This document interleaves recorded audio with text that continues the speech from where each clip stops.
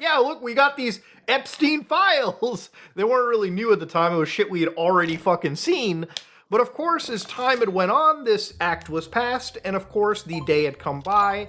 And I would say that throughout every step of the way, it seems like the government has you have to pull the fucking government's teeth to get these files out, you know? And it's one of those things where it is genuinely blackpilling because you kind of watch, you know, the government, right? They're supposed to be releasing information about this human trafficking situation, something that is obviously interesting to a lot of people out there because I think it's important that we should know if the people who govern us and the people who, you know, sort of run the world are actually not fucking children in some capacity, right? Like, that's a pretty important thing. Look, I think most human beings, 99.9% of them, obviously I'm excluding the real sick human trafficking pedos in this situation. I think most human beings, again, 99.9%, agree pedos are bad, and we shouldn't be governed by them, and we shouldn't have them running in serious positions of power, you know what I mean?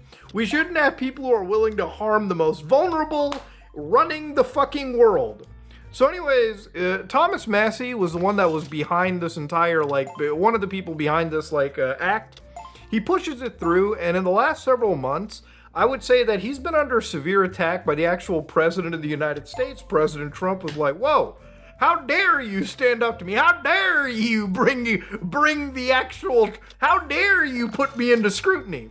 And so effectively what happened was that the guy had lost his actual, like, seat in the last few days for, I would say, daring to stand up to the Epstein files, right? And, you know, if there's anything that, like, fucks with me the most about this is that even though now we know that there is a serious, like, actual human trafficking cabal that probably might still be active. Remember, Epstein died in a prison back in, you know, back years ago. And who knows about where those co-conspirators are at? Like, throughout my coverage of this entire story, one of the things that I've always kind of harped on was where the fuck are the people now, right? Like, Epstein is dead, but I've looked at actual files like the co-conspirator files where the government graciously blacked out those files.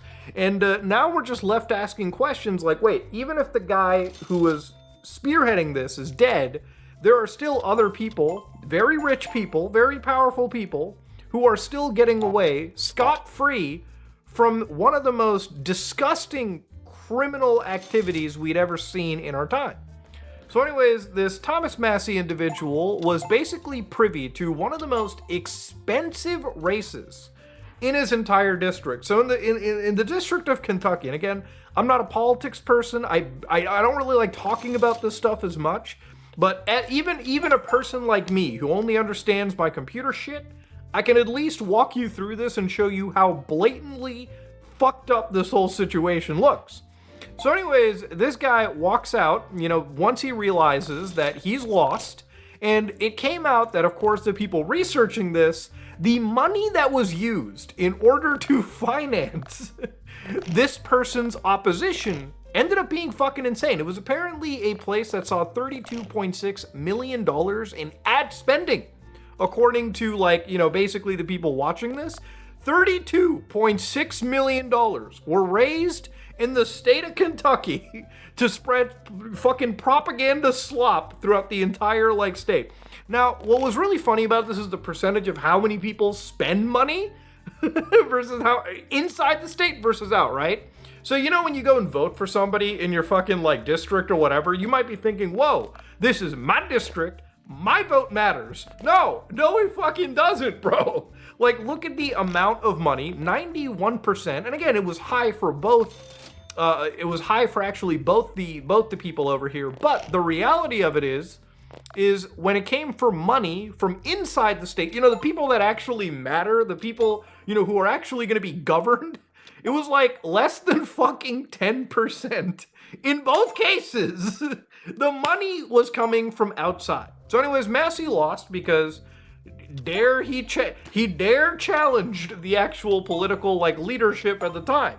And mind you, this is a guy that mostly votes, from at least my research, with the side. He just decided to do the one noble act, the one bipartisan, you know, the one act everyone can agree on, right? Like, You know, you and I can disagree on a lot of things, I'm pretty sure. Like, I'm a libtard myself. But I'm sure, you know, if I brought, you know, some conservative guy, we would have a lot of disagreements on a lot of key things. But if it's one thing we could agree on is, brother, the pedos are bad. He decided to make that stance, make an actual concerted push, something that I highly respect somebody like that for. It's called having principled beliefs. It's called having something to fucking stand for. He decided to do that, and in doing so, lost his job representing his people.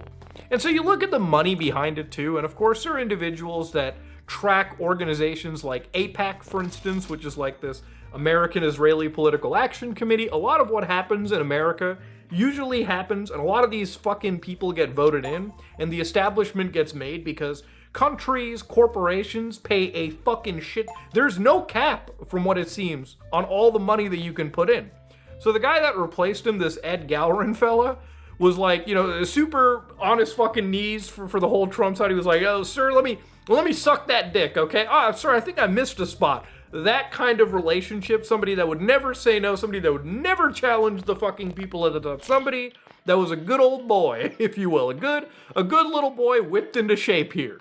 And this is a guy that earned, apparently, according to this, you know, tracking committee, $15.5 million from like Israel and shit. And you think to yourself, what the fuck does a small ass country on the other side of the world have in control of, like, you know, this fucking big #1 freedom country that you would find here? You have to ask yourself these kind of questions, right?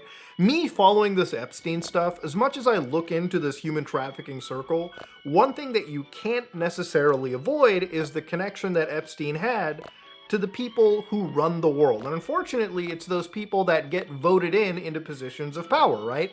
Look, as much as I dislike things like politics, because it really mostly doesn't affect me at the end of the day, it mostly, you know, it's just one of those things where it's like you almost have no control over who the fuck you get to vote in. Like, as much as I tell you, vote with your best interests in heart, right?